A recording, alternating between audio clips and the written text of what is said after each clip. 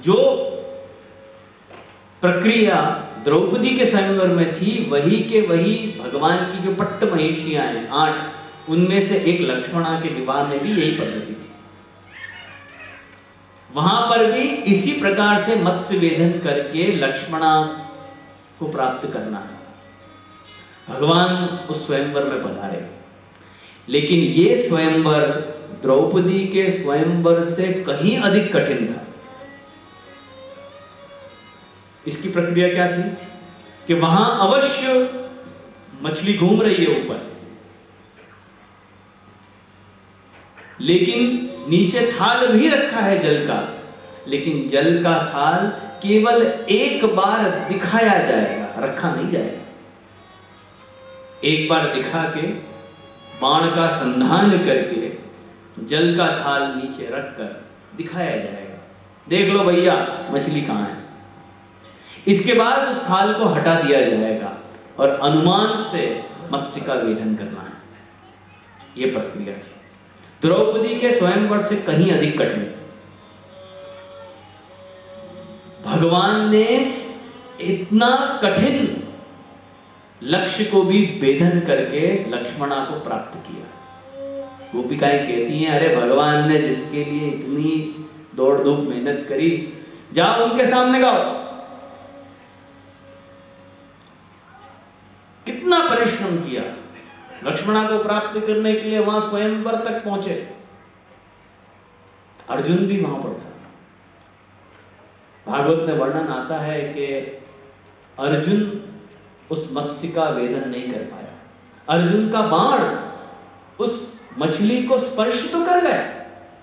अर्जुन ने यह तो पता लगा लिया कि मत्स्य कहां है, मछली कहां है, बाण का संधान भी कर लिया, उसको स्पर्श भी किया, लेकिन उसका वेधन नहीं कर पाया।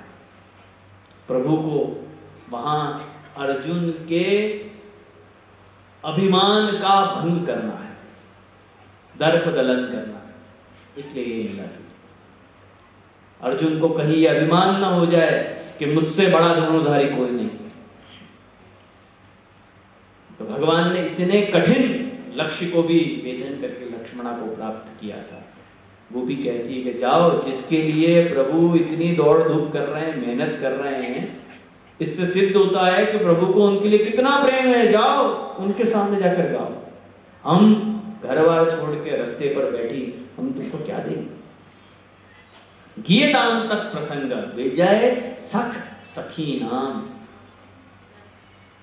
विजय यानी कि अर्जुन, उसके सखा यानी कि विजय सख यानी कि भगवान, उनकी सखियां।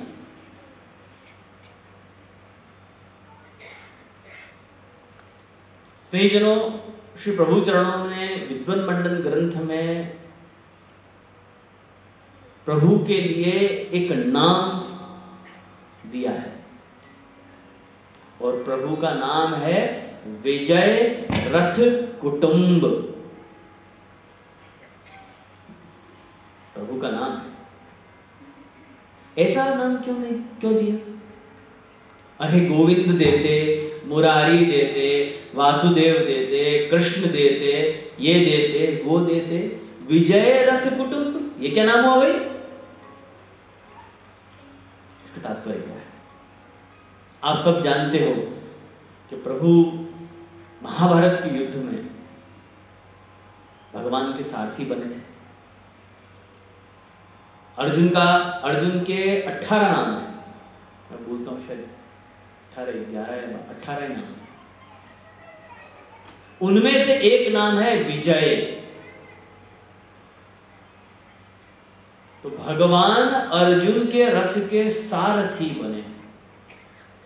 भीषण युद्ध हुआ, अंततो गत्वा महाभारत के युद्ध में पांडवों की विजय हुई। लौट के वापस हस्तिनापुर आए। जैसे ही युद्ध समाप्त हुआ, अर्जुन ने भगवान से विनती की, प्रभु मैंने आपको बहुत परिश्रम किया, अब युद्ध समाप्त हो चुका है, आपकी कृपा से हम इस युद्ध को जीत चुके हैं, अब आप शीघ्र रथ से नीचे पधार जाओ, अब मैं एक क्षण के लिए भी आपको परिश्रम नहीं देना चाहता। भगवान ने कहा हाँ हाँ ठीक है, उतरते हैं, तुम उतरो। अर्जुन ने कहा कि नहीं प्रभु आप, अरे भाई तुम उतरो पहले, हम उतर जाएंगे। नहीं नहीं प्रभु आपके पहले। अरे हम कह रहे हैं ना उतरो। अर्जुन ने कहा ठीक है, जब भगवान खुद आज्ञा कर रहे हैं। अर्जुन उतर गए। प्रभु अब तो उतरो। नहीं पहले तुम तुम्हारे खेमे में चले जाओ, जाओ। अर्जुन ठीक है भाई, चल पड़े। अब जब अर्जुन अपने खेमे में चले गए तब भगवान रथ से नीचे पधारे, और जो ही रथ से दूर हुए त्यों ही एक भयंकर विस्फोट हुआ और रथ उड़ गया। अर्जुन को बड़ा आश्चर्य हुआ, प्रभु ये क्या लीला है, ये क्या हुआ? भगवान ने कहा कि देखो तुम अभी जो युद्ध करके आ रहे हो ना, उस युद्ध में भारतवर्ष के महानतम योद्धा थे। ऐसे योद्धा जो जीवन में कभी परास्त नहीं किए जा सकते,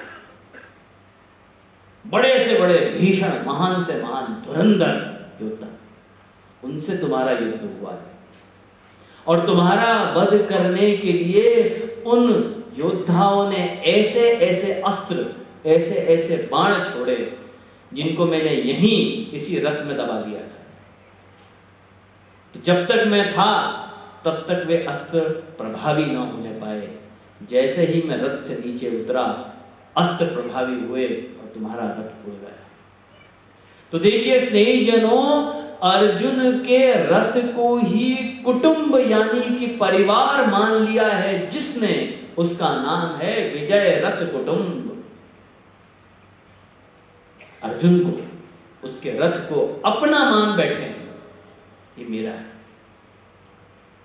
उसको कहते हैं विजय रथ कुटुंब। द्विशरम नाभिसंधत्ते द्विस्थापयति न श्रितान् द्विर्ददाति न चार्थिभ्यो रामो दुर्नैव भाषते सकृदेव प्रपन्नाय तवास्मि इति च याचते अभयं सर्वभूतेभ्यो ददाम्येतद् मम व्रतम्।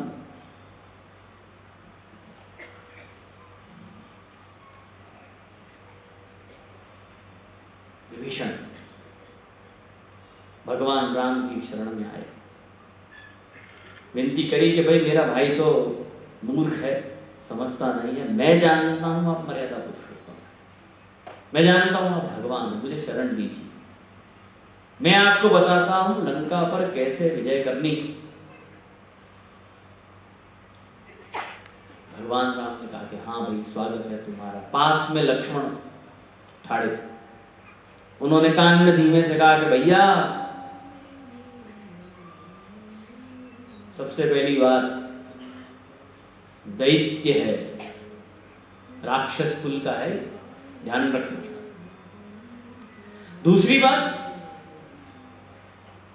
अपने सगे भाई का भेद आकर हमारे सामने खोल रहा है। विचार करिए कि जो अपने सगे भाई का सगा ना हुआ वो मेरा और आपका क्या हो जाएगा? विचार करके आगे बढ़िए। भगवान राम ने बड़ी सुंदर बात की कि लक्ष्मण तुम्हारी बात ठीक है, लेकिन एक बात याद रखना, सक्रदेव प्रपन्नाय तवास्मि इति च याचते अभयं सर्वभूतेभ्यो ददाम्येतद् मम व्रतम्। अरे एक ही बार, केवल एक बार जो मेरी शरण में आ जाए और ये कह दे कि हे प्रभु मैं तुम्हारा हूं, तवास्मि, मैं तुम्हारा हूं, इति च याचते, ऐसी याचना करे, तो अभयं सर्वभूतेभ्यो ददामि। भगवान राम कहते हैं फिर मैं उसे पूरे संसार से अभय दे देता हूं। इतना ही नहीं, राम कहते हैं एतद् मम व्रतम, ये मेरा व्रत है, ये मेरी प्रतिज्ञा है। स्नेहीजनों, विचार करिए कि जहां मर्यादा पुरुषोत्तम राम के ऐसे वचन हो, ता पुष्टि प्रभु तो अरे कृपा करने के लिए ही अवतरित हुए हैं। पुष्टि प्रभु हम पे कृपा न करें, अरे इसमें क्या संदेह करना। तो जिनके लिए प्रभु स्वयं दौड़ दौड़ कर जा रहे हैं, जिनको प्राप्त कर रहे हैं, गोपिकाएं क्रोध में कह रही हैं कि जाओ उनसे, उनके सामने गीत गाओ, हमारे सामने हमसे क्या मिलेगा। इसलिए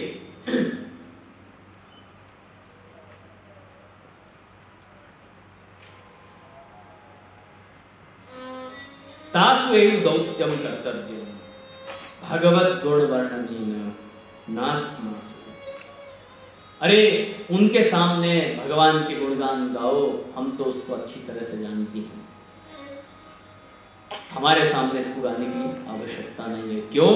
क्योंकि अनुभूते अर्थे वचनस्य दुर्बलत्वात्।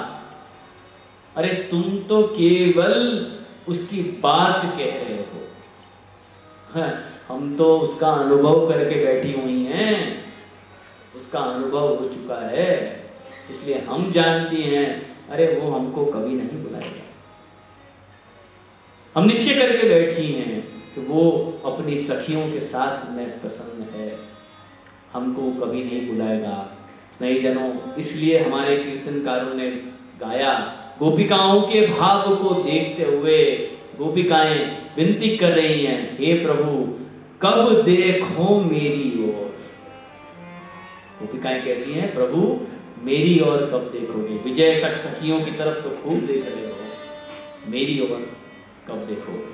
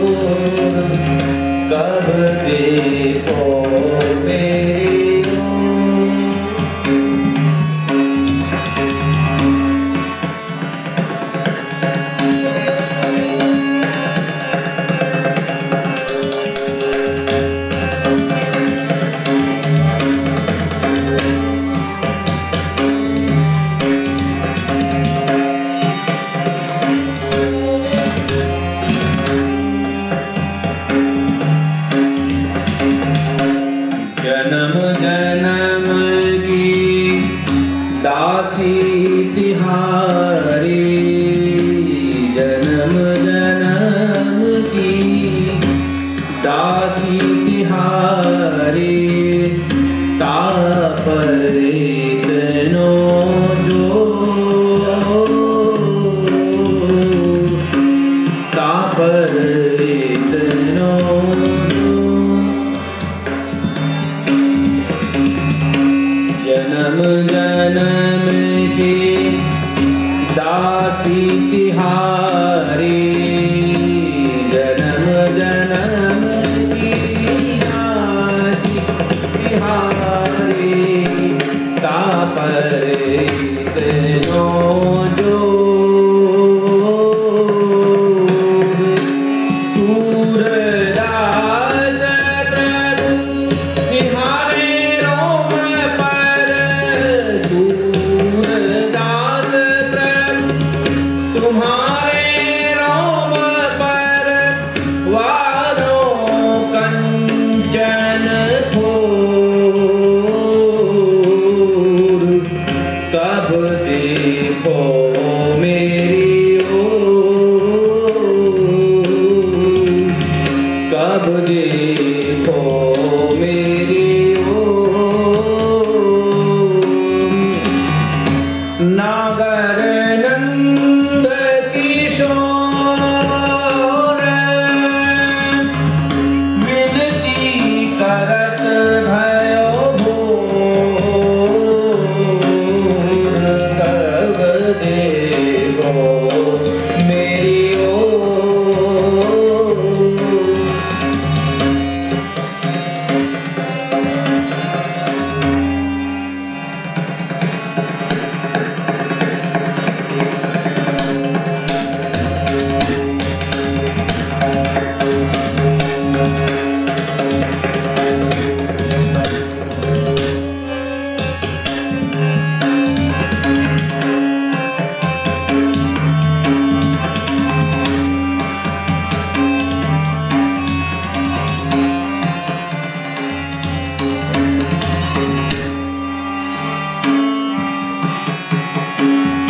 हम चेतवत तुम चेतवत नाही, हम चेतवत तुम चितवत नाही। मेरे कर्म कठोर, कब देखो मेरी ओर, कब देखो मेरी ओर। जन्म जन्म की दासी तिहारी, जन्म जन्म की दासी तिहारी तापर इतनो जो। सूरदास प्रभु तुम्हारे रोम पर, सूरदास प्रभु तुम्हारे रोम पर वारो कंचन घोर, कब देखो मेरी ओर। नागर नंद किशोर विनती करत भयो भोर, कब देखो मेरी ओर, कब देखो मेरी, कब देखो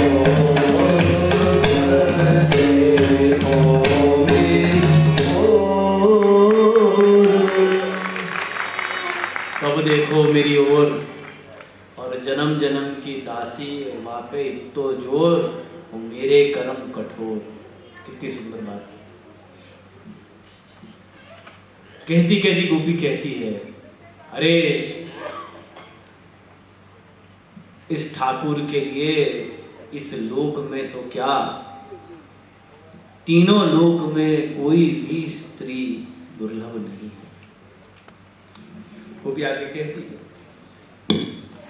दिवि भुवि च रसायाम काहा स्त्रियः दुरापाहा। अरे इस भगवान के लिए पृथ्वी में, स्वर्ग में, रसातल में कौन ऐसी स्त्री है जो इसके लिए दुर्लभ है? सब सुलभ है। क्यों? क्योंकि कपट रुचिर हास भ्रू वृजंभस्य या स्यु। इसके कपट, इसके चितवन, ये जिस प्रकार से कटाक्ष करता है, जिस प्रकार से देखता है, जिस प्रकार से हंसता है, ऐसे मुखार बिंदु को देखकर अरे इसके लिए कौन सी ऐसी स्त्री है जो दुर्लभ है? और तो और चरण रज उपास्थे यस्य भूतिर वयम का। गोपी कह रही है कि जिसके चरण रज की उपासना स्वयं भूति यानी कि लक्ष्मी जी कर रही हैं, अरे उसके सामने हम क्या हैं? कुछ भी नहीं।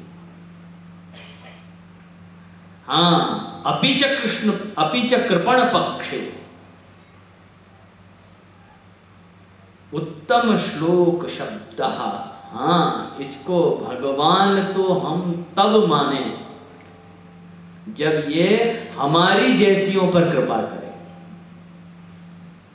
अरे लक्ष्मी जी अन्य अन्य अपनी पट्ट महिषियों, जिनके पास साधन संपत्ति है, जो गुणवान है, रूपवान है, उनके ऊपर कृपा करे तो समझे। लेकिन इसे उत्तम श्लोक, इसे भगवान हम तब माने, तब जाने जब हम जैसियों पर कृपा करें। क्यों? कि हमारे पास तो कुछ भी नहीं, निस्साधन है। उस पे कृपा करें तो हम जाने। हम कहते हैं ना,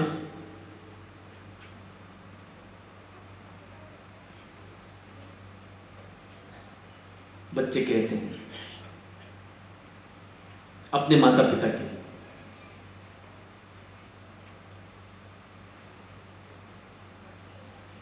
आपने हमको पाल पोस के बड़ा किया, पढ़ाया लिखाया, कौन सा बड़ा तीर मारा? करना ही चाहिए।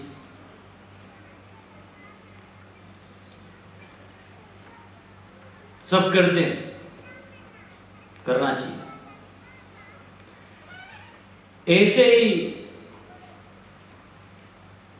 माता पिता अपने बच्चे के लिए कहें कि भाई हमने आपको पाला पोसा, बड़ा किया, पढ़ाया लिखाया, कौन सा बड़ा तीर मारा? करना ही चाहिए। दोनों ही गलत। भाई माँ बाप को तो बच्चों को पढ़ाना लिखाना ही है, अच्छी शिक्षा देनी है। न दे तो प्रश्न है कि क्यों नहीं दिया। बच्चे माता पिता के लिए यूं कहें कि भाई हम आपको बहुत मान सम्मान देते हैं, आपकी इज्जत करते हैं, आपकी बात मानते हैं, कोई बड़ी बात नहीं। अरे मानना ही चाहिए, माता पिता की आज्ञा माननी ही चाहिए, माता पिता को मान सम्मान देना ही चाहिए।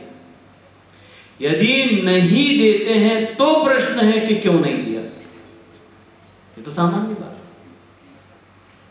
तैसे ही यदि भगवान अपने भक्तों का, जो उनको याद करते हैं, जो उनसे प्रेम करते हैं, जो उनके गीत गा रहे हैं,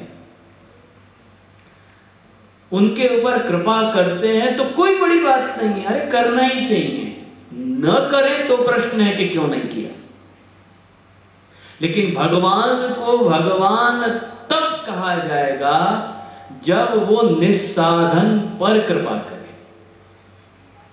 अरे जिसके पास साधन है, जप है, तप है, भक्ति है, उस पर कृपा करें, कोई बड़ी बात नहीं, करना ही चाहिए।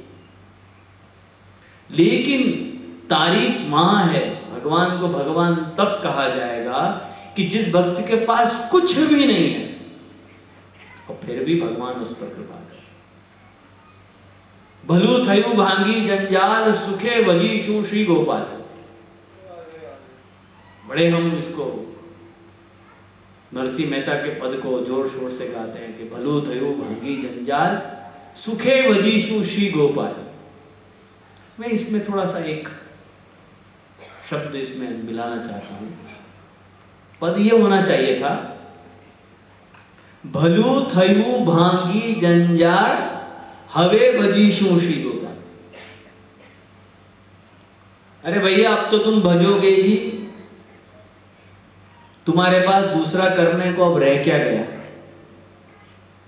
जो जंजाल था, जो संसार था, वो हट गया। अब ना कोई तुमको पूछे ना तुम किसी को पूछने के काबिल बचे, तो और क्या करोगे। अब भगवान का भजन ही तो करोगे, उसमें कोई बड़ी बात नहीं, करना ही रहा। लेकिन जब सब कुछ था, साधन थी, संपत्ति थी, धन था, ऐश्वर्य था, वैभव था, पत्नी, बच्चे, परिवार, सब कुछ था, तब भगवान का भजन करते, तब कहलाते कि हाँ भगवान का भजन किया। जब कुछ है ही नहीं तो आपके पास ऑप्शन क्या है, करोगे, कोई बड़ी बात नहीं। जब नहीं है, जब है साधन संपत्ति, तब कर रहे हो, तब बड़ी बात है। ठीक इसी प्रकार से गोपी कह रही है कि जिनके पास साधन संपत्ति है उन पे कृपा कर रहे हो तो कौन सा बड़ा तीर मारा। अरे भगवान तो तब गिने जब निस्साधनों पर कृपा करो, तब पता चले कि हाँ वास्तव में भगवान हो। तो अपीच कृपण पक्षी उत्तम श्लोक ही उत्तम श्लोक शब्द, तब आपको याद है कैसे। गोपी कहती है कि चरण रज उपासते यस्य भूतिर वयम का, जिसके चरण की उपासना स्वयं लक्ष्मी जी कर रही है, अरे उसके आगे हम कौन है। हमको ये प्रभु निर्मोही प्रभु क्यों गिनेगा, बिल्कुल नहीं गिनेगा। और गोपी कहती है कि अत्यादरेण दासी तुम प्रार्थयते, लक्ष्मी जी प्रभु से दासी होने की प्रार्थना कर रहे हैं। हे प्रभु मुझे अपनी दासी बना के रखो। कोई मान सम्मान से नहीं आ रही है, कोई मान करके रूठ के नहीं आ रही है, हाथ जोड़ के दासी बन के आ रही है। जहां लक्ष्मी जी की ये गति है वहां हमारी तो क्या सामर्थ्य, हमको क्यों पूछे। तत्र एवं विधे अर्थे च वयं काः तस्याः कोट्यंश भूताः। अरे लक्ष्मी जी के करोड़ में हिस्से में भी नहीं आ पाएंगी हम।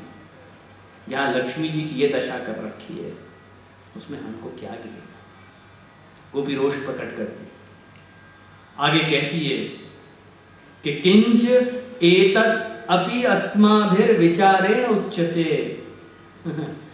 गोपी कहती है ये सब तो हम सोच विचार के इतना उसके बारे में सोच के कह रही हैं, वस्तुतः यदि सच बात पूछो तो ये तो विचार करने के भी काबिल नहीं, इसका तो विचार भी नहीं करना चाहिए, ऐसा निर्मोही है। इसके बारे में तो सोचना भी नहीं चाहिए, ये तो हम सोच रहे हैं, बहुत बड़ी बात होगी। भगवान राम का घोड़ा जब लव कुश ने रोका, अश्वमेध रथ का वो घोड़ा था, यज्ञ का घोड़ा था, तो जिसको जो उस घोड़े को रोक ले उससे फिर उसको फिर युद्ध करना पड़े। भगवान राम ने अश्वमेध यज्ञ किया, घोड़ा गया, लव कुश ने रोक लिया।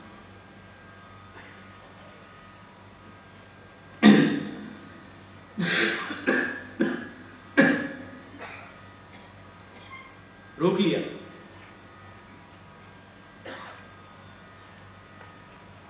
शत्रुघ्न खड़े थे। बोला, अरे बालकों, नादानो, तुमको पता है तुमने किसका घोड़ा रोका है? लव कुश ने मुस्कुराते हुए उत्तर दिया, हमको तो पता नहीं, चलो आप ही बता दो किसका घोड़ा है। शत्रुघ्न ने कहा, अरे ये मर्यादा पुरुषोत्तम राजाधिराज अयोध्या के अधिपति महाराजाधिराज महाराज राम का घोड़ा है। लव कुश ने हंसते हुए उत्तर दिया, वृद्धास्त्य विचारणीय चरिता। अरे रहने दो, छोड़ो, बड़े हैं ना, बड़े हैं तो हमारा मुंह यदि बंद है तो बंद ही रहे, तो हमारा मुंह मत खोलाओ, हमको पता है वो कौन है। होंगे तुम्हारे अयोध्या के महाराज, पर हमको पता है कि उन्होंने क्या किया है। वृद्धास्त्य विचारणीय चरिता, अरे उनके बारे में तो विचार भी नहीं करना चाहिए। वो भी कहती है कि भगवान तो ऐसे हैं, उन्होंने हमारे साथ ऐसा विचार ऐसा किया है कि उनके बारे में तो हम विचार भी नहीं करना चाहते। इतनी बात गोपी ने कही। इतनी जब नाराजगी, इतना क्रोध जब सुना तो भ्रमर ने कहा, भैया मुझे नहीं मालूम था कि आप इतनी क्रोधित हो या प्रभु से इतनी उदासीन हो। यदि मुझे पहले मालूम होता तो मैं आपके पास आता ही नहीं। अधुना तो समागत ही नहीं। अब देखो भाई, मैं आ ही गया हूं जब आपके पास में, तो देखो आ गया हूं तो कुछ तो करो। तो मैं आपसे एक प्रार्थना करता हूं कि भाई बहुत हुआ, मान लिया कि आप प्रभु ने आपके साथ में अन्याय किया, आप दुखी हो ये भी मैंने मान लिया, पर अब छोड़ो, बीती तारीख विसार दे, आगे की सुध ले। अब मैं आपके सामने जो है उनकी तरफ से क्षमा मांगता हूं, एक काम कर लो, अच्छी बात है, अब उनके साथ संधि कर लो, मित्रता कर लो। भ्रमर ने गोपी के सामने ये प्रस्ताव रखा। गोपी आगे कहती है, विसृज शिरसि पादम। अरे भ्रमर, ये जो तू अपना मस्तक हमारे चरणों में लुटाए जा रहा है ना, अलग कर। वेद में हम जानती हैं कि तुम चाटुकार हो और अनुनय विनय करने में बड़े विद्वान हो, बड़े चंट हो, और हम जानती हैं कि मुकुंद भगवान ने तुम्हें दूत के रूप में भेजा है, और ऐसे भगवान से संधि करने के लिए कह रहे हो कि जो एक बार गया और लौटकर उसने हमारी तरफ पलट कर देखा तक नहीं। ऐसे भगवान से संधि, ऐसे भगवान से मित्रता करने की बात करते हो? जाओ, चले जाओ यहां से। क्या हम ऐसे व्यक्ति से संधि करें? भ्रमर कहता है, ऐसा क्यों कहती हो? एक बार संधि करके तो देख लो, मैं कह रहा हूं ना। वो भी उत्तर देती है कि संदिग्धे ही वचनेन बोधनम। एक बात याद रखो भैया, कि जिसको मन में संदेह हो ना, उसको मनाया जा सकता है, उसको बताया जा सकता है। अरे हम तो निश्चय करके बैठी हुई हैं कि ये प्रभु ऐसा ही निर्मोही, ये हमको कभी नहीं बुलाएगा। और तो और तुम जानते हो उसका नाम क्या है? उसका नाम है मुकुंद। मुकुंद शब्द का क्या अर्थ होता है भैया, जानते हो? मोक्षम ददाति इति मुकुंदा, जो मोक्ष देता है, जो सीधा ऊपर की टिकट कटवा देता है, मार डालता है। तो तुम्हारा स्वामी मारना जानता है, जीवन देना नहीं जानता, मुकुंद का अवतार लिए हुए है, इसलिए हम तुम्हारी बात में नहीं आएंगे।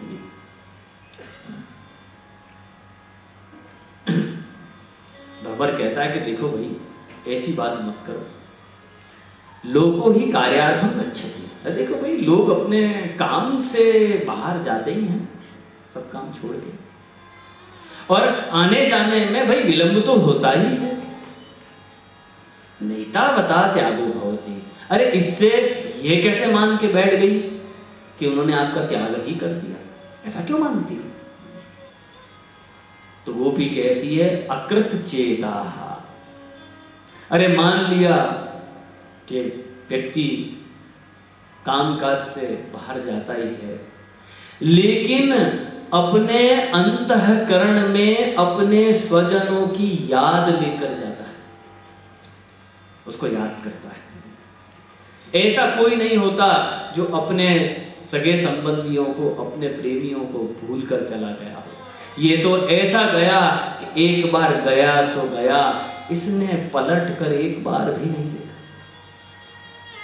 हमने इससे इतना प्रेम किया, इतना प्रेम किया, लेकिन ये ऐसा निष्ठुर कि एक बार उड़ा तो ऐसा उड़ा कि फिर पलट के नहीं देखा। स्नेहीजनों में बहुत छोटा था बालक रहा हूंगा उस वक्त। कहीं कुछ कौवे मिलकर एक छोटे से तोते के बच्चे को मार रहे थे हमारे बड़े मंदिर में। मैं बहुत छोटा था, मैं मान के चलूं कि 8-9 वर्ष का मैं था। मैं स्कूल से आ रहा था, मैंने दृश्य देखा, छोटा सा सुंदर प्यारा सा एकदम हरे रंग का छोटा सा तोते का बच्चा कुछ कौवे मिलकर मार रहे हैं। मुझे दया आई, मैंने उठाया अपने हाथों में, उसके पूरे शरीर पर कौवों की चोंचों के घाव बन रहे थे। मैं उसको उठाकर ले आया, अम्मा के पास गया। अम्मा, ये बच्चा है, इसकी कुछ दवा कुछ करें। दवा लगाई, डॉक्टर के पास ले गया, अपने पास रखा। धीमे धीमे शनैः शनैः मुझे उससे प्रेम होने लग गया। स्कूल से आऊं, दौड़ के सबसे पहले तोते के पास जाऊं। तोता इतना अभ्यस्त कि मुझको देख के जोर जोर से चहकने लगा। इतना अभ्यास हो गया उस तोते को कि श्री कृष्ण शरणम मम बोलने लग गया, जय श्री कृष्ण बोलने लग गया। अम्मा पधारते तो माँ माँ माँ करके बुलाता, मैं आता तो जय जय जय जय जय जय करके बुलाता। सारे परिवार का बड़ा प्यारा एक हमारे घर के बच्चे जैसा बन गया। कुछ 1-2 वर्ष बीते, स्नेहीजनों मुझे बहुत, मैं अभी भी याद करता हूँ तो मैं कंपायमान हो जाता हूँ, मुझे उससे बहुत प्रेम हो गया। एक दिन अचानक से बीमार पड़ा, उसके पैर दोनों लटक गए, अपने पिंजरे में बराबर ढंग से बैठ भी नहीं पाता था। जो सुंदर उसकी चोंच थी, उसका मुंह था, वो लटक गया, बीमार निश्चल पड़ा रहता था। हाथ लगाते तो शरीर गर्म गर्म रहता। मैं डॉक्टर के पास ले गया। डॉक्टर ने मुझे कहा, भाई इसको तो लकवा मार गया है। बड़ा दुख हुआ, कैसे करेंगे इसको? बोले भाई ये तो हमको नहीं लगता कि कभी बचेगा, कि कुछ दिनों में मर जाएगा। मुझे एक धक्का सा लगा, अरे ये मिट्टू मर जाएगा, मैं क्या करूंगा? कुछ तो उपाय, कुछ तो होगा इसका। डॉक्टर ने कहा कि भाई ये दवा है, ये आप इसके पैरों में लगाइए, शायद ठीक हो जाए। बड़ी आशा लेकर आया। बोले इसको ठंड भी लग गई है, इसको गर्मी दीजिए। बोले कैसे दूं? तो बोले इसको धूप में रखिए, इसको ठंड लग गई है। स्नेहीजनों, मुझे अभी तक अच्छी तरह याद है, मैं पूरी रात बल्ब के नीचे अपने दोनों हाथों में उसको उठा के पूरी रात जाग के खड़ा होके उसको बल्ब की गर्मी से उसको सेक दिया करता था। ऐसा मैंने 1 सप्ताह तक किया। 1 सप्ताह तक मैं सोया नहीं। स्नेहीजनों, मैं भी बड़ा प्रेमी जी हूं, मुझे भी आता है कैसे प्रेम करना। 7 दिन तक मैं सोया नहीं और हाथ में, दोनों हाथों में उठा के उस तोते को मैं बल्ब के नीचे गर्मी देता रहता था, किसी तरह से इसमें जान आ जाए। और हमारे यहाँ जो भी वैष्णव आते, उन सारे वैष्णवों को मैं कहता, देखो भैया, तुम घर जाना, अपने ठाकुर जी से विनती करना कि मेरा तोता बच जाए। दूसरे दिन आता, क्यों, क्या तुमने विनती की कि नहीं की? बोले हाँ जय जय कृपानाथ, मैंने विनती की। तुमने की? बोले हाँ मैंने भी की। तुमने की? मैंने भी की। करते करते करते करते धीमे धीमे क्या न जाने प्रभु का चमत्कार हुआ, उस तोते में जान आने लग गई। आंखें खोलनी शुरू कर दी, पैर जमाने शुरू कर दिए, पंख फड़फड़ाने शुरू कर दिए, पहले की तरह सुंदर, बढ़िया, तरोताजा हो गया। बहुत आनंद हुआ, बहुत आनंद। प्रभु कैसी कृपा। एक दिन गलती से पिंजरा खुला रह गया, तोता उसमें उड़ा, ऐसा उड़ा, चक्कर काटे उसने बड़े मंदिर के पूरे, आके मेरी छत पे बैठा। मैं चिल्लाता रह गया, अरे मेरा तोता, मेरा तोता, मेरा मिट्ठू, अब आएगा, अब आएगा। एक बार मेरी छत पे बैठा और वहां से ऐसा उड़ा कि उड़न छू। मैं क्या बताऊं आपको स्नेहीजनों, मेरे हृदय के जाने कितने टुकड़े हुए, कितने टुकड़े। विचार करिए कि एक छोटे से तोते के लिए हृदय इतना रो सकता है, तो ये तो गोपिकाओं के प्राण प्रेष्ठ ब्रजाधीश हैं। इनके चले जाने के बाद गोपियों की क्या दशा होगी, विचार करें।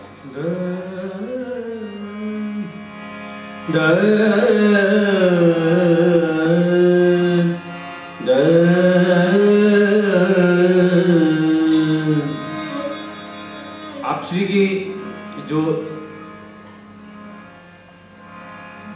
अभी पूरी बातें, उसको एक पद याद आ गया। और हमारे दादाजी उसकी भाव बताते थे, वो 2 लाइन लिखा लिया। उसकी इतनी सुंदर आखिरी जो छाप है, 1 मिनट रुकिए आप। गाड़ी नंबर यूपी 16 BA 9651, गाड़ी नंबर यूपी 16 BA 9651 गलत खड़ी है, थोड़ा आने जाने में काफी दिक्कत हो रही है, उसको हटाने का कष्ट करें। गाड़ी नंबर यूपी 16 BA 9651। कोई बात नहीं। तो उसमें गोविंद स्वामी ने बड़ी सुंदर बात कही है, प्रीतम प्रीत ही ते पइए, यद्यपि रूप गुण शील सुघरता, इन बातन ना रिझइए। सतकुल जन्म कर्म सो लक्षण, वेद पुराण पढ़िए। गोविंद बिना स्नेह सुवालों, रसना कहा जो न चाहिए। जैसे सुआ है, यानी तोता है, तोता है, अपन उसको जगह बेटा के हाँ कृष्ण कृष्ण के, गुड़िया गुड़िया के, राजा राजा के, अपन जो कहते हैं जैसे वो नचाता है अपनी रचना को, मगर उसके अंदर भाव थोड़ी है। जिस दिन उसका पिंजरा खुला छोड़ दोगे, उस दिन वो अपने आप उड़ जाएगा। तो गोविंद स्वामी करे बिना स्नेह के प्रभु ऐसे नहीं मिलेंगे रचना से। बहुत सुंदर पद है, प्रस्तुत है। प्रीतम प्रीत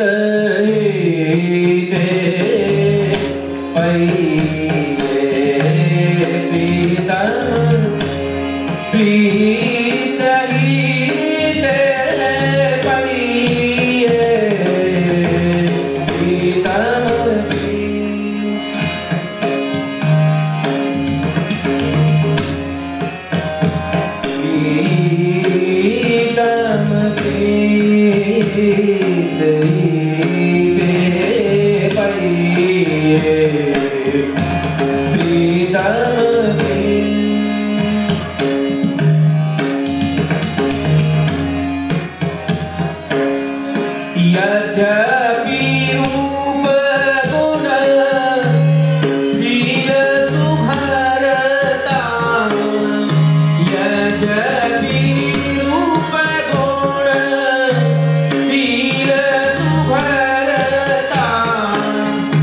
इन बातन ना रिझइए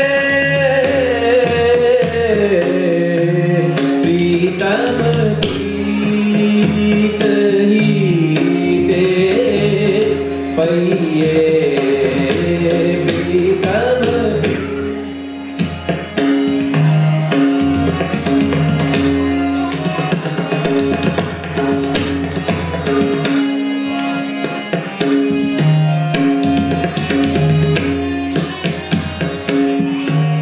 सतकुल जन्म कर्म शुभ लक्षण सतकुल जन्म कर्म शुभ लक्षण वेद पुराण पढ़इए सतकुल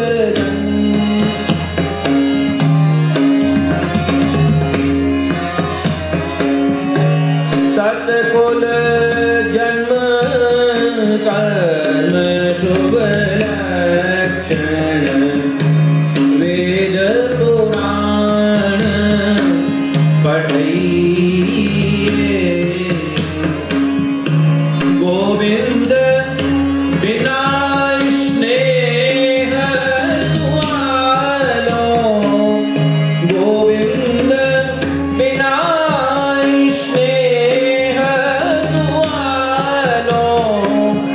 रसना कहाँ जू न चाहिए प्रीतम गीते पइए प्रीतम गीते पइए प्रीतम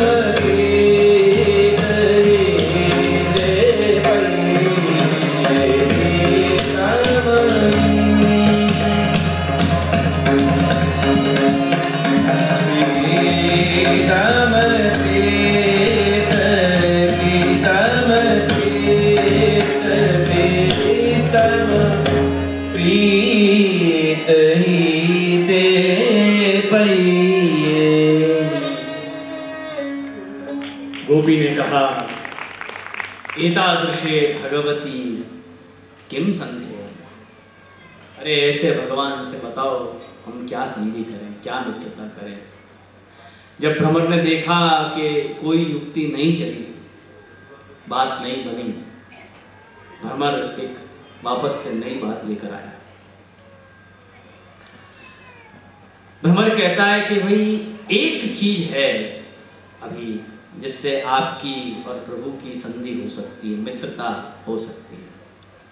क्या है कि देखो भाई, पूर्वम ही प्रपन्ना अपि भवत्यो भगवता त्यक्ता। भले भगवान ने आपका त्याग कर दिया, चलो मान ली, लेकिन पहले तो आप भगवती थी।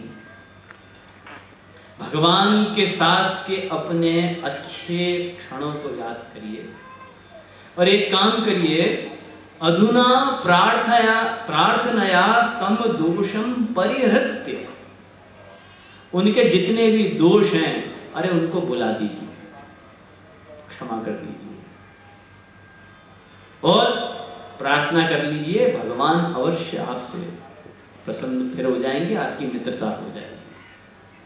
जब भ्रमर ने ये कहा, तब गोपी ने एक बड़ी भयंकर गंभीर बात कर दी। गोपी कहती है, अरे भैया, अब हम आपको बताती हैं कि जिसने इससे मित्रता की, जो भी इसके पास प्रेम निवेदन लेकर आया, उसके साथ इसने क्या व्यवहार किया अभी तुम नहीं जानते, मैं बताती हूँ।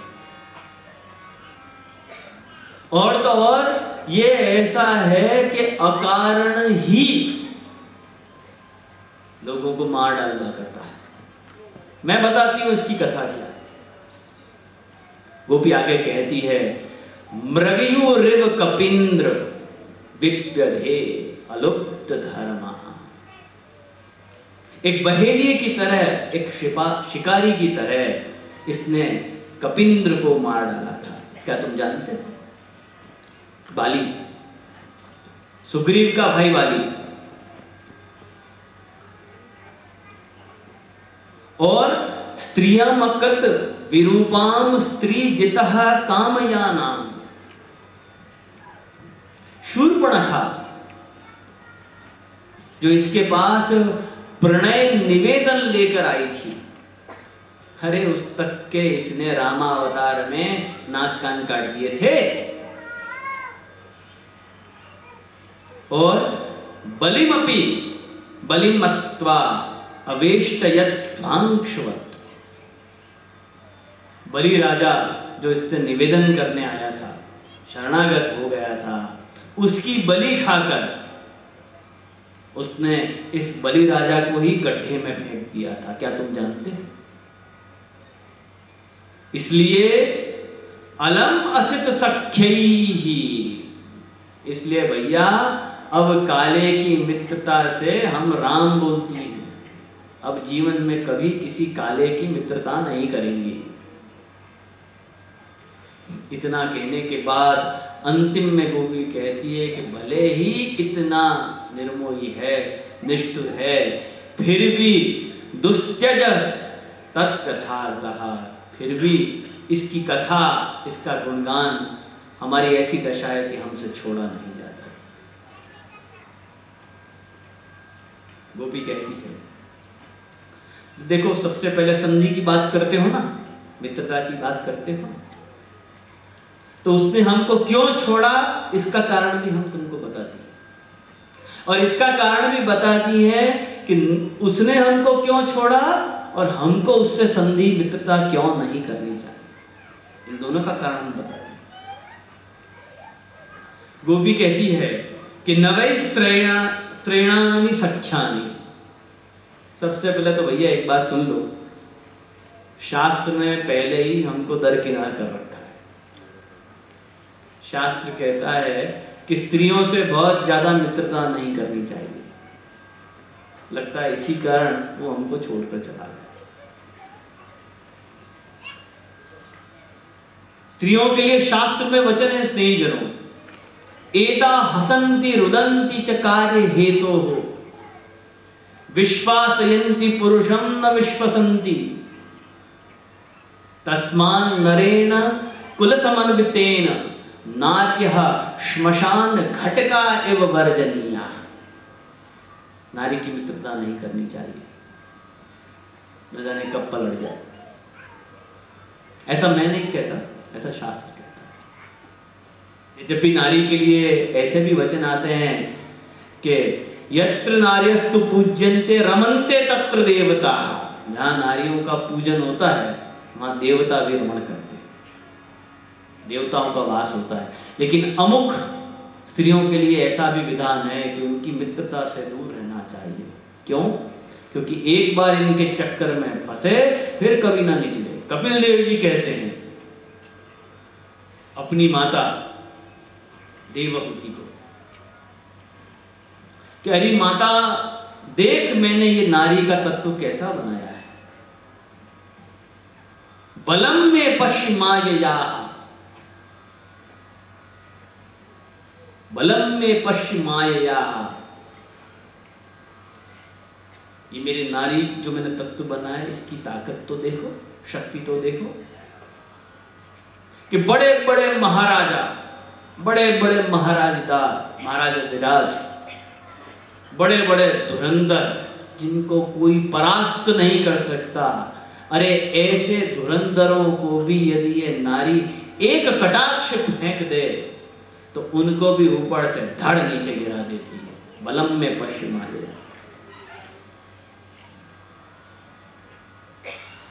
ना अग्नि तपति काष्ठानाम नापगानाम महोदधि नान्तकः सर्वभूतानां न पुंसाम वामलोचन इत्यादि अनेक अनेक वाक्य हैं जहां पे शास्त्र कहता है कि भाई नारी से, स्त्री से दूर रहो। लगता है भगवान ने सारे शास्त्र पढ़ाए हैं इसलिए हमको दूर कर दिया। दूसरी बात, शास्त्र एक बात और भी कहता है, काके शौचम द्यूतकारे च सत्यम सर्पे छांति स्त्रीषु कामोपशांति मद्यपे तत्वचिंता क्लीवे धैर्यम राजा मित्रम केन दृष्टम श्रुतम वा। इतनी सारी बातें अरे किसने देखी और किसने सुनी? कौन कौन सी? एक, काके शौचम, कभी संभव नहीं। कौवा स्वरूपतः अपवित्र है। कौवा क्या कभी सुंदर लग सकता है? अच्छे काम कर सकता है? अरे किसने देखा, किसने सुना? कभी नहीं हो सकता। द्यूतकारे च सत्यम, जुआ खेलने वाला कभी सच बोल दे, क्या ऐसा हो सकता है? कभी नहीं। सर्पे छांति, सर्प जा रहा हो, उसके ऊपर पैर रख दो और वो शांत बैठ जाए, क्या कभी हो सकता? केन दृष्टम श्रुतम वा, किसने देखा, किसने सुना? कभी नहीं हो सकता। मद्यपे तत्व चिंता, शराब पीने वाला हो, उसको बोले कह रहे भैया एक काम करो, जरा तत्व चिंतन कर लो, जरा अध्यात्म चिंतन कर लो, क्या कभी हो सकता है? कभी नहीं, असंभव। और सबसे बड़ी बात, राजा मित्रम, राजा कभी किसी का मित्र हो जाए, संभव नहीं। कहते हैं ना, राजा के अगाड़ी और घोड़े के पिछाड़ी कभी नहीं जाना। राजा कभी किसी का मित्र नहीं हो सकता। तो जहां राजा के लिए ही ये बात शास्त्र ने कही है कि वो कभी किसी का मित्र नहीं हो सकता, तिस पे तो ये राजा स्वयं कृष्ण है, अरे ये तो कभी किसी का मित्र नहीं होगा, गोपी कहती है। क्योंकि इसने जहां जहां मित्रता की, वहां वहां इसने उनका हनन किया। गोपिकाएं 3 उदाहरण देती, 3 लोगों ने इससे मित्रता की और 3 लोगों के साथ इसने दुर्व्यवहार किया।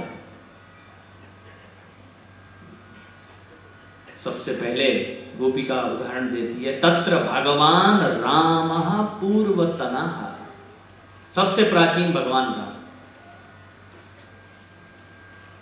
गोपी कहती है कि तेन सह सख्यम पुरुषेण स्त्रिया च कृतम, भगवान राम के साथ पुरुष ने भी मित्रता करनी चाहिए और स्त्री ने भी मित्रता करनी चाहिए। उसमें एक को तो अपनी जान से हाथ धोना पड़ा और दूसरा जो है वो जीते ही मरने के समान हो गया। कौन? तो बताती है, सुग्रीवेण सह अग्नि साक्षिकम मैत्री कृता। सुग्रीव के साथ भगवान राम ने अग्नि की साक्षी मान की मित्रता की थी कि तुम मेरे मित्र हो। स्नेहीजनों, मित्रता का संबंध बहुत सम्मानीय और सबसे श्रेष्ठ संबंध माना जाता है। और भगवान राम ने सुग्रीव के साथ मैत्री ऐसे ही नहीं कर ली थी, अरे अग्नि को साक्षी मानकर उसको मित्र माना था। गोपी कहती हैं कि भाई जिसको मित्र माना है, अरे उसका भाई भी तो मित्र ही हुआ ना, बाली। अगर सुग्रीव के साथ मित्रता हो गई तो बाली के साथ भी हो ही गई मानो। लेकिन इन भगवान राम, ये कृष्ण जो पहले राम थे, रामावतार की चर्चा कर रही है। प्रश्न उठता है कि गोपी को ये सब कैसे पता? गोपी कैसे जानती है इतना सब कि पहले राम थे? तो क्या आर्षज्ञानेन, अरे ये साधारण गोपिका नहीं है भैया, श्रुति रूपा है। ये अगला पिछला ऊपर नीचे सब जानती है। तो बताया उसी के भाई बाली को इसने मार दिया। और देखिए कोई बड़ा प्रयोजन नहीं था। बाली को मारने में भगवान का कोई लाभ नहीं था, अनायास ही मार दिया। जैसे छुप के शिकारी अपने शिकार को मारता है, इस प्रकार से इस भगवान राम ने बाली को छुप के मार दिया। अरे अगर वीर हो तो सामने लड़कर जाते, लेकिन नहीं, वृक्ष के पीछे, पेड़ पे के पीछे छुप के तीर मारा। बाली ने मरते मरते भगवान राम से पूछा कि भगवान राम, मेरा क्या दोष था, मुझे क्यों मारा, मेरी और आपकी क्या दुश्मनी थी? अरे सीता चाहिए ना, सीता चाहिए थी, उससे कहते, मुझसे कहते, एक बार तो कहते। अरे मुझे एक बार कहते कि मुझे सीता चाहिए, मैं क्षण भर में सीता को आप रावण से छीन के आपके साथ देता। बाली बहुत बलशाली था स्नेहजन। बाली के बारे में ऐसी किंवत, ऐसी कथा आती है कि बाली ने रावण को 6 महीने अपनी कांख में दबा के रखा था। कहते जो बात सुग्रीव 7 जन्म में भी नहीं कर सकता था, उसको बाली एक क्षण में कर देता, यों सीता को ले आता। कहते तो सही, क्यों नहीं कहा सीता के लिए ही ना तुम्हारा, क्यों मारा? बाली ने प्रश्न किया है भगवान राम से। और तो और बाली को एक वरदान और भी था कि जो उसे युद्ध के लिए ललकारेगा, बाली उसकी आधी ताकत ले लेगा। जो भी बाली को युद्ध के लिए ललकारे, बाली को वरदान था कि उसकी आधी शक्ति बाली में आ जाए। बाली ने कहा भगवान से कि यदि वीर थे, भगवान थे, तो मुझसे द्वंद्व युद्ध करते, छुप के मारा, बहुत गलत है। गोपी कहती है कि किस प्रकार से देखो बाली के साथ व्यवहार किया। रावण ने भी कहा अंगद से, अरे जिसने तेरे पिता को मार दिया तू उसके साथ जा बैठा है, आ मेरे साथ आ, इत्यादि इत्यादि। गोपी वहां का उदाहरण देती है। दूसरी बात, गोपी कहती है अरे और तो और बात जाने दो, इसको ये भी पता नहीं है कि मित्रता किससे करनी चाहिए। तुम मित्रता की बात करते हो, अरे बंदरों के साथ कोई मित्रता करता है क्या? बंदर को दोस्त बना लिया। अच्छा सुग्रीव, आज से तुम मेरे दोस्त, लो भाई। बंदर कोई दोस्त बनाने के लिए होते हैं? इसलिए इस भगवान को तो इतना भी पता नहीं है कि दोस्ती किससे करनी चाहिए। क्या कोई बंदरों से मित्रता करता है? गोपी कह रही है नाराज होकर। रावण ने भी ये बात कही, क्या भगवान राम बंदरों की सेना लेकर आए हैं मुझसे लड़ने? बड़े जोर से हंसा रहा। अरे बंदर तो हमारे आहार हैं, हम रोज मार के खाते हैं। ऐसे बंदरों की सेना लेकर भगवान राम आए। रावण बड़े जोर से हंसा। मंदोदरी ने कटाक्ष किया रावण पर। क्यों भाई? एक बार ऐसा ही कोई बंदर अशोक वाटिका में आया था, पूरे लंका में आग लगाकर चला गया। अरे तब आपकी भूख कहां चली गई थी? तब आपको भूख नहीं लगी? आ जाते। मंदोदरी ने बताया कि ये मर्यादा पुरुषोत्तम से मत लड़ो, लेकिन रावण की बुद्धि खराब। वहां का उदाहरण गोपी दे रही है। उन्होंने मित्रता की और उसके साथ में ये व्यवहार किया। तो क्या कोई बंदरों के साथ में मित्रता करता है? बाली ने खूब कहा, महाराज एक बार तो बोलते, क्षण भर में सीता को आपके साथ ले आए, एक बार तो कहते। जैसे वल्लभाचार्य जी के सामने निवेदन किया गया। महाराज कृष्णदेव राय की सभा में वैष्णव मत, शास्त्रार्थ में वैष्णव मत हार रहा है। क्या? तुरंत आश्चर्य, क्या वैष्णव मत हार रहा है? अरे वैष्णव तो मत तो हमारा मत है, ऐसा कौन आ गया? चलो वैष्णव मत को कैसे हारने देंगे? तुरंत आश्री पधारे, वैष्णव मत का प्रतिस्थापन किया। अरे पहले एक बार तो कहते, चलो। बाली ने उसी तरह से कहा, अरे एक बार तो कहते, सीता चाहिए हम लाके देते, छल से मार दिया। वो भी कहती है, इस तरह से छल करने वाला व्यक्ति। दूसरी बात, शूर्पणखा जो प्रणय निवेदन लेकर आई थी, जो प्रणय निवेदन लेकर आई थी, ये ऐसे हैं कि इन्होंने उसके भी नाक कान काट कर रखे। ऐसे व्यक्ति से हम क्या संधि करें बताओ। तीसरी बात, राजा बलि राजा जिसने पूजा की, यज्ञ की, मान सम्मान किया, अरे इसने उसको भी गड्ढे में फेंक दिया। अब आप बताओ, ऐसे व्यक्ति से हम क्या संधि, क्या मित्रता करें? यूं कहकर गोपी ने भ्रमर को निरुत्तर कर दिया। इसके आगे भी गोपी ने भ्रमर को बहुत कहा, भ्रमर ने उत्तर दिया। इतना सब होने के बाद में उद्धव जी फिर आएंगे, गोपी को भगवान का वास्तविक संदेश सुनाएंगे।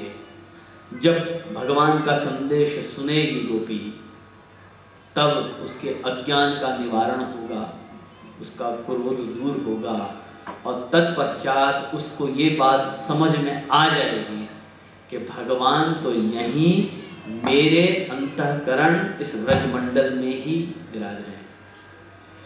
बहिर्मुख दशायाम न पश्यन्ति इति दुःखिताः, श्री महाप्रभु जी कहते हैं। स्नेहीजनों, कहने के लिए पदार्थ बहुत है, लेकिन खेद है कि हम आज इससे अधिक नहीं कह पाएंगे, चर्चा नहीं कर पाएंगे, क्योंकि हमारा एक मनोरथ और भी है, और वो है श्रृंगार शिविर। समय हमारे पास में कम है, हम चाहते हैं कि वो मनोरथ भी पूरा होए, इसलिए आज हमें चौथे दिन भ्रमर गीत की यात्रा हमें यहीं पर रुकनी पड़ेगी।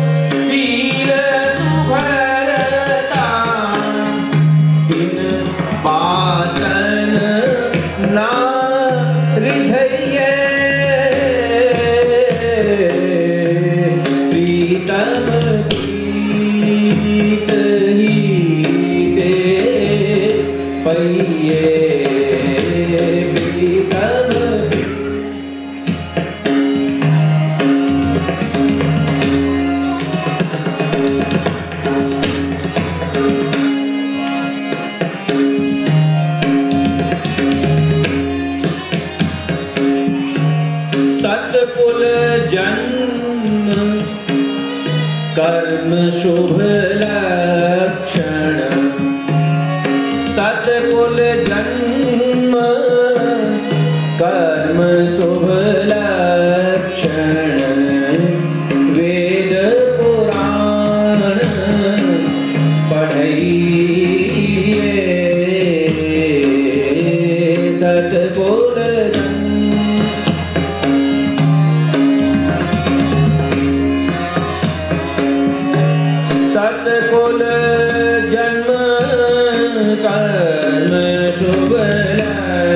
लक्षण वेद पुराण पढ़इए। गोविंद बिना स्नेह सुआलो, गोविंद बिना स्नेह सुआलो, रसना कहाँ जू न चाहिए। प्रीतम गीत पइए, प्रीतम गीत पइए, प्रीतम गीत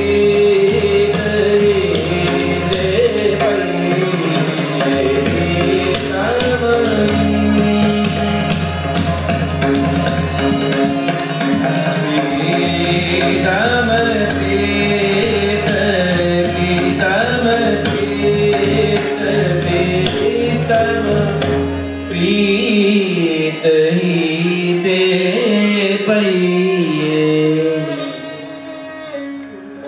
गोपी ने कहा, एतादृशे भगवती किम संधेय। अरे ऐसे भगवान से बताओ हम क्या संधि करें, क्या मित्रता करें। जब भ्रमर ने देखा कि कोई युक्ति नहीं चली, बात नहीं बनी, भ्रमर एक वापस से नई बात लेकर आया।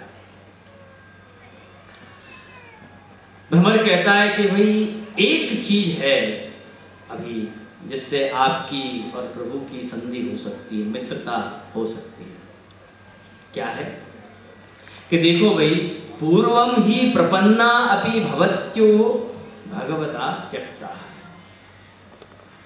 भले भगवान ने आपका त्याग कर दिया, चलो मान ली, लेकिन पहले तो आप भगवती थी। भगवान के साथ के अपने अच्छे क्षणों को याद करिए और एक काम करिए, अधुना प्रार्थनया तम दोषम परिहृत्य। उनके जितने भी दोष हैं, अरे उनको बुला दीजिए, क्षमा कर दीजिए और प्रार्थना कर लीजिए, भगवान अवश्य आपसे प्रसन्न फिर हो जाएंगे, आपकी मित्रता हो जाएगी। जब भ्रमर ने ये कहा, तब गोपी ने एक बड़ी भयंकर गंभीर बात कर दी। गोपी कहती है, अरे भैया, अब हम आपको बताती हैं कि जिसने इससे मित्रता की, जो भी इसके पास प्रेम निवेदन लेकर आया, उसके साथ इसने क्या व्यवहार किया अभी तुम नहीं जानते, मैं बताती हूँ। और तो और ये ऐसा है कि अकारण ही लोगों को मार डालना करता है। मैं बताती हूँ इसकी कथा क्या है। गोपी आगे कहती है, मृगयुरिव कपिंद्र विप्यधे अलुप्त धर्मा। एक बहेलिये की तरह, एक शिकारी की तरह इसने कपिंद्र को मार डाला था। क्या तुम जानते हो? बाली, सुग्रीव का भाई बाली, और स्त्रियम अकृत विरूपाम स्त्री जितः कामयानाम। शूर्पणखा जो इसके पास प्रणय निवेदन लेकर आई थी, अरे उस तक के इसने रामावतार में नाक कान काट दिए थे। और बलिमपि बलिमत्वा अवेष्टयत्वांक्षवत्। बलि राजा जो इससे निवेदन करने आया था, शरणागत हो गया था, उसकी बलि खाकर उसने इस बलि राजा को ही गड्ढे में फेंक दिया था। क्या तुम जानते हो? इसलिए अलम असित सख्यैहि, इसलिए भैया अब काले की मित्रता से हम राम बोलती हैं। अब जीवन में कभी किसी काले की मित्रता नहीं करेंगी। इतना कहने के बाद अंतिम में गोपी कहती है कि भले ही इतना निर्मोही है, निष्ठुर है, फिर भी दुस्त्यजस तत्कथार्थ, फिर भी इसकी कथा, इसका गुणगान, हमारी ऐसी दशा है कि हमसे छोड़ा नहीं जाता।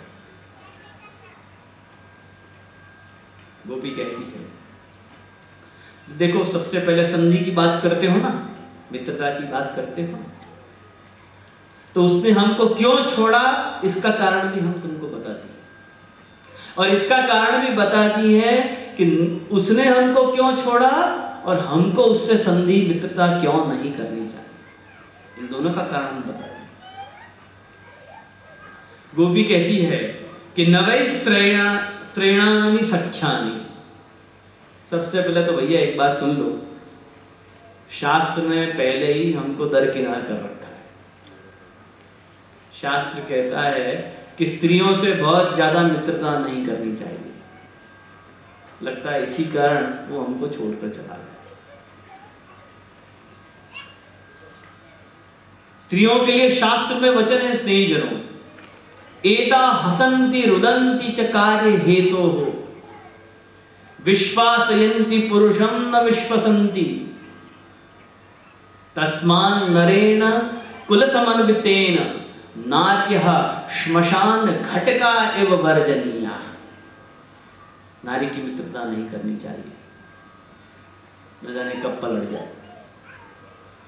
ऐसा मैं नहीं कहता, ऐसा शास्त्र कहता है। जब भी नारी के लिए ऐसे भी वचन आते हैं कि यत्र नार्यस्तु पूज्यन्ते रमन्ते तत्र देवता, जहां नारियों का पूजन होता है वहां देवता भी रमण करते हैं, देवताओं का वास होता है। लेकिन अमुक स्त्रियों के लिए ऐसा भी विधान है कि उनकी मित्रता से दूर रहना चाहिए। क्यों? क्योंकि एक बार इनके चक्कर में फंसे फिर कभी ना निकले। कपिल देव जी कहते हैं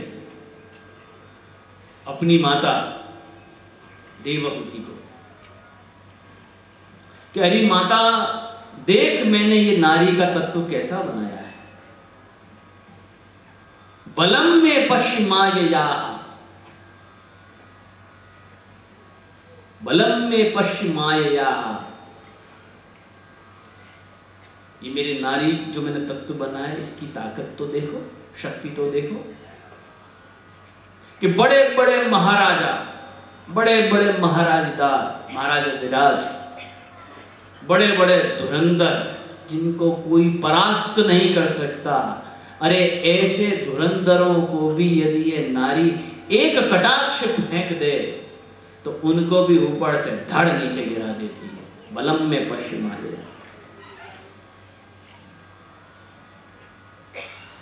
नाग्नि तपति काष्ठानाम नापगानाम महोदधि नान्तकः सर्वभूतानां न पुंसाम वामलोचन इत्यादि अनेक अनेक वाक्य हैं जहां पे शास्त्र कहता है कि भाई नारी से, स्त्री से दूर रहो। लगता है भगवान ने सारे शास्त्र पढ़ाए हैं इसलिए हमको दूर कर दिया।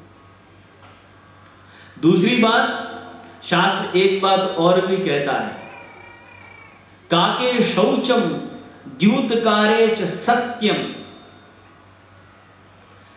सर्पे छांति स्त्रीषु कामोपशांति मद्यपे तत्वचिंता क्लीवे धैर्यम राजा मित्रम केन दृष्टम श्रुतम वा। इतनी सारी बातें अरे किसने देखी और किसने सुनी? कौन कौन सी? एक, काके शौचम, कभी संभव नहीं। कौवा स्वरूपतः अपवित्र है। कौवा क्या कभी सुंदर लग सकता है? अच्छे काम कर सकता है? अरे किसने देखा, किसने सुना? कभी नहीं हो सकता। द्यूतकारे च सत्यम, जुआ खेलने वाला कभी सच बोल दे, क्या ऐसा हो सकता है? कभी नहीं। सर्पे छांति, सर्प जा रहा हो उसके ऊपर पैर रख दो और वो शांत बैठ जाए, क्या कभी हो सकता? केन दृष्टम श्रुतम वा, किसने देखा, किसने सुना?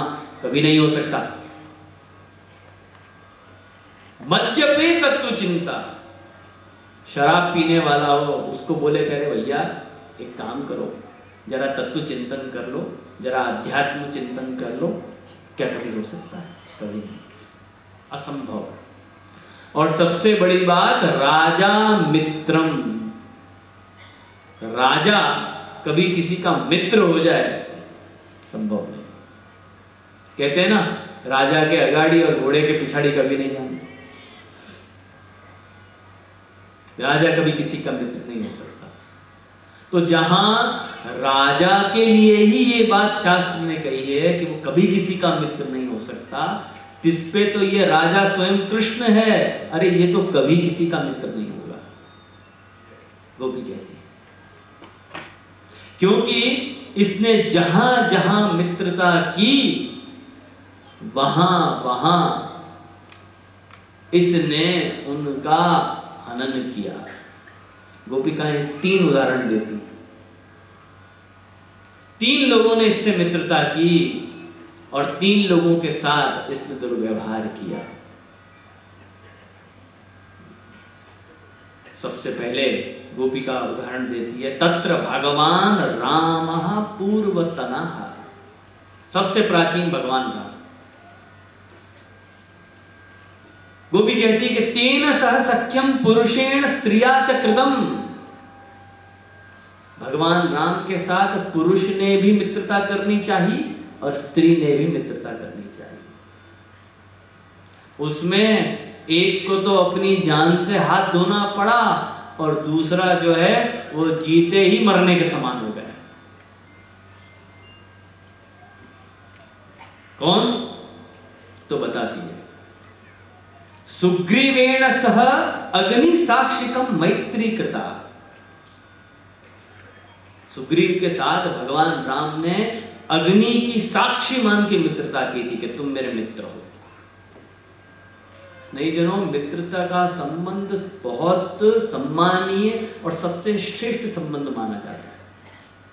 और भगवान राम ने सुग्रीव के साथ मैत्री ऐसे ही नहीं कर ली थी, अरे अग्नि को साक्षी मानकर उसको मित्र माना था। गोपी कहती हैं कि भाई जिसको मित्र माना है, अरे उसका भाई भी तो मित्र ही हुआ ना, बाली। अगर सुग्रीव के साथ मित्रता हो गई तो बाली के साथ भी हो ही गई मानो। लेकिन इन भगवान राम, ये कृष्ण जो पहले राम थे, रामावतार की चर्चा कर रही है। प्रश्न उठता है कि गोपी को ये सब कैसे पता? गोपी कैसे जानती है इतना सब कि पहले राम थे? तो क्या आर्षज्ञानेन, अरे ये साधारण गोपिका नहीं है भैया, श्रुति रूपा है। ये अगला पिछला ऊपर नीचे सब जानती है। तो बताया उसी के भाई बाली को इसने मार दिया। और देखिए कोई बड़ा प्रयोजन नहीं था, बाली को मारने में भगवान का कोई लाभ नहीं था, अनायास ही मार दिया।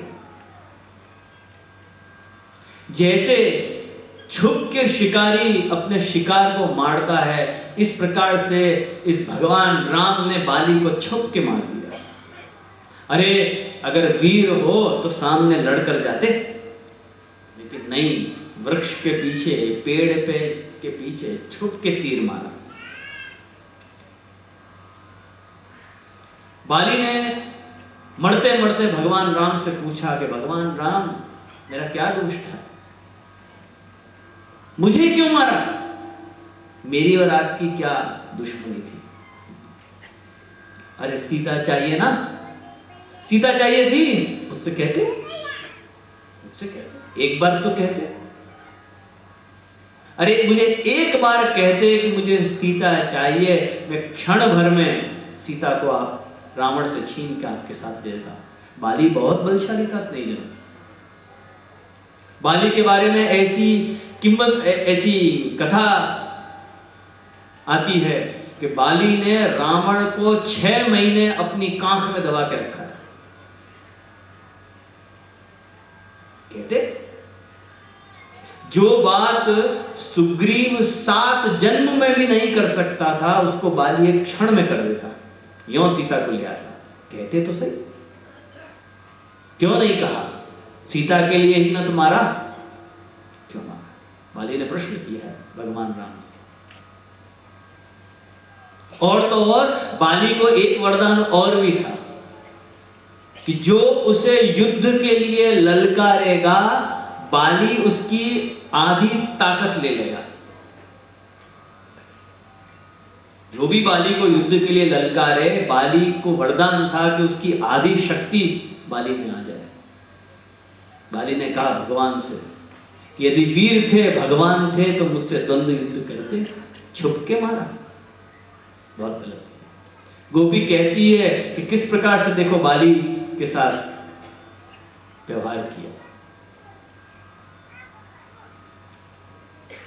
रावण ने भी कहा अंगद से, अरे जिसने तेरे पिता को मार दिया तू उसके साथ जा बैठा है, आ मेरे साथ आ, इत्यादि इत्यादि। गोपी वहां का उदाहरण देती है। दूसरी बात, गोपी कहती है अरे और तो और बात जाने दो, इसको ये भी पता नहीं है कि मित्रता किससे करनी चाहिए। तुम मित्रता की बात करते हो, अरे बंदरों के साथ कोई मित्रता करता है क्या? बंदर को दोस्त बना लिया। अच्छा सुग्रीव, आज से तुम मेरे दोस्त, लो भाई। बंदर कोई दोस्त बनाने के लिए होते हैं?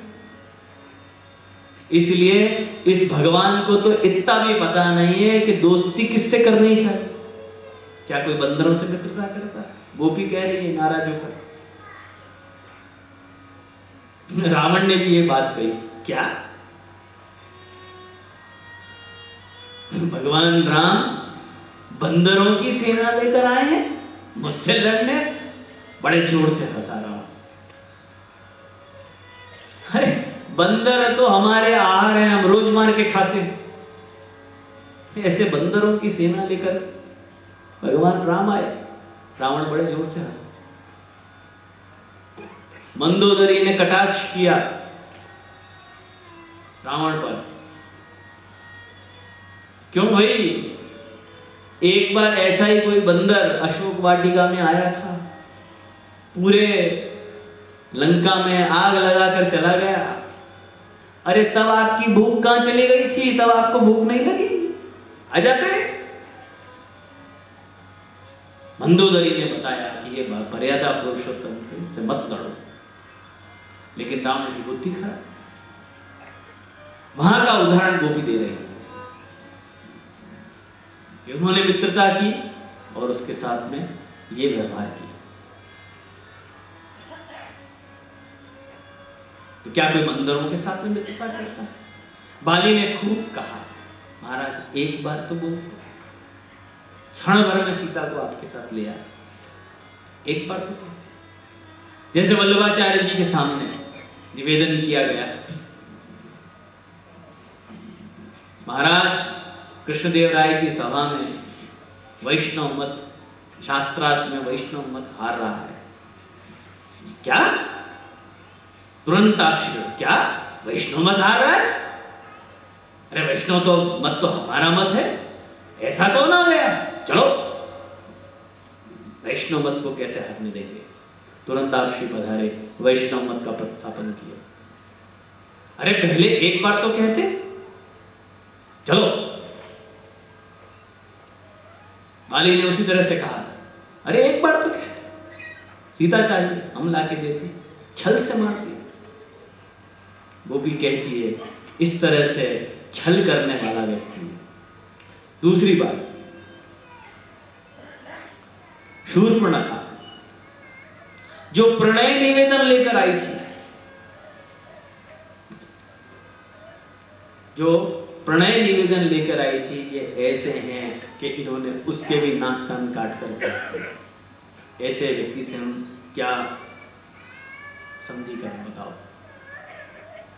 तीसरी बात, राजा बलि राजा जिसने पूजा की, यज्ञ की, मान सम्मान किया, अरे इसने उसको भी गड्ढे में फेंक दिया। अब आप बताओ, ऐसे व्यक्ति से हम क्या संधि, क्या मित्रता करें? यूं कहकर गोपी ने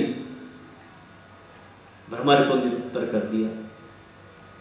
इसके आगे भी गोपी ने भ्रमर को बहुत कहा, भ्रमर ने उत्तर दिया। इतना सब होने के बाद में उद्धव जी फिर आएंगे, गोपी को भगवान का वास्तविक संदेश सुनाएंगे। जब भगवान का संदेश सुनेगी गोपी, तब उसके अज्ञान का निवारण होगा, उसका क्रोध दूर होगा, और तत्पश्चात उसको ये बात समझ में आ जाएगी कि भगवान तो यहीं मेरे अंतःकरण इस व्रजमंडल में ही विराज रहे हैं। बहिर्मुख दशायाम न पश्यन्ति इति दुःखिताः, श्री महाप्रभु जी कहते हैं। स्नेहीजनों, कहने के लिए पदार्थ बहुत है, लेकिन खेद है कि हम आज इससे अधिक नहीं कह पाएंगे, चर्चा नहीं कर पाएंगे, क्योंकि हमारा एक मनोरथ और भी है, और वो है श्रृंगार शिविर। समय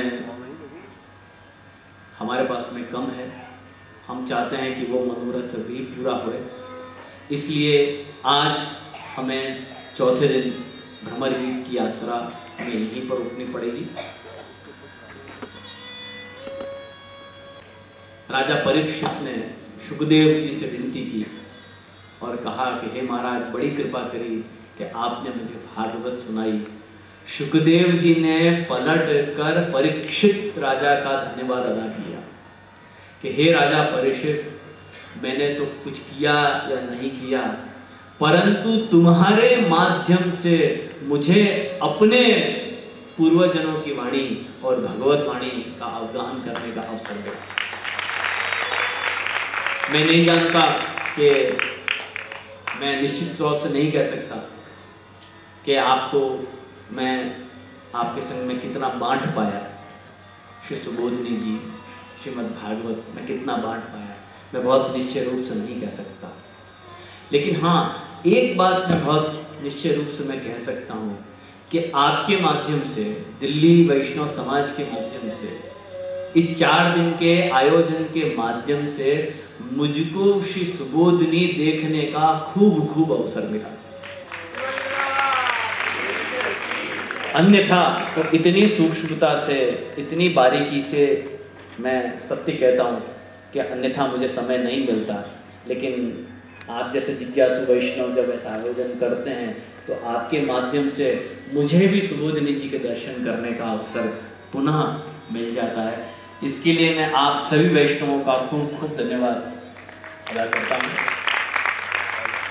और यहाँ आज इस भ्रमर गीत की यात्रा का समापन करता हूँ।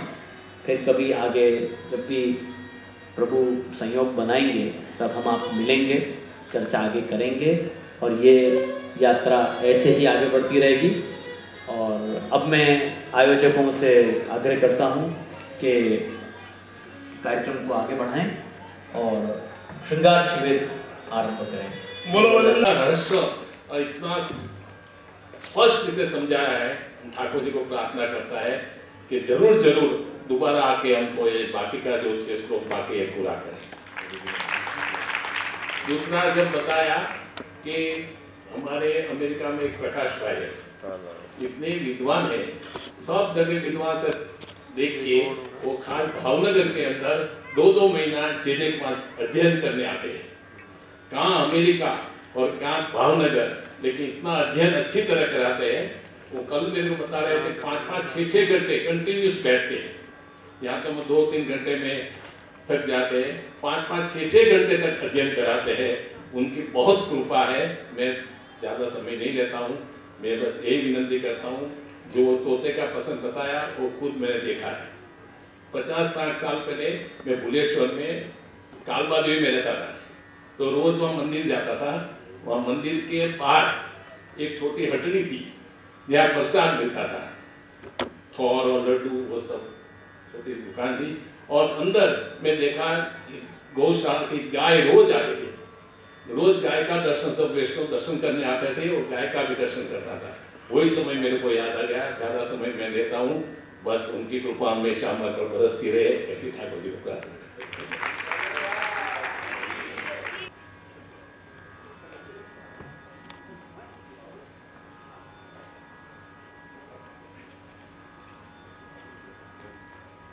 जैसा कि कल महाराज ने आज्ञा करी थी कि हमको बाबा साहब के भी वचनामृत सुनने को मिलेंगे, मैं पूज्य बाबा साहब से विनती करूंगा कि भले ही 5 मिनट का समय दे, मगर दे जरूर। बीच में उनका अगर मन ऐसा हो गया तो नहीं करेंगे, मगर मैं चाहूँगा। वैसे समय बहुत कम है, इसलिए मैं ऐसा कहूँगा कि बस 5 मिनट, सिर्फ 5 मिनट, मतलब 5 से 4 मिनट हो जाए तो भी अच्छा। तो आ जाओ ऑडिटोरियम में